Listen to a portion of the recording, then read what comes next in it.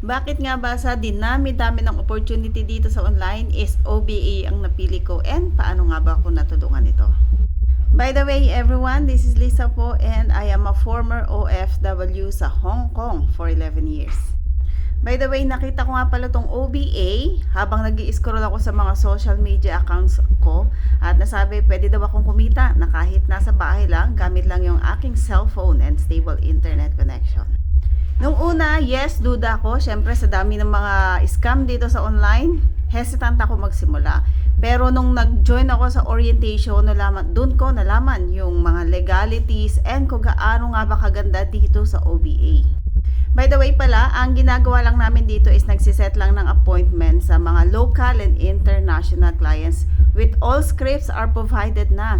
And may mga free trainings na ibibigay ang company and may mga coaches and mentors na mag-guide sa'yo dito all throughout your journey.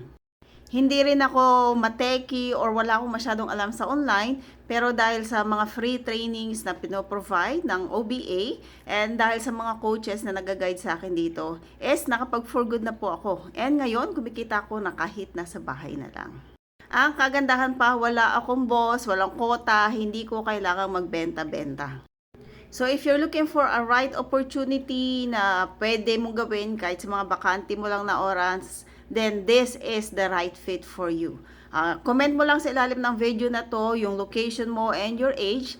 Who knows, baka ikaw yung susunod na matulungan ng OBA. See you po and God bless.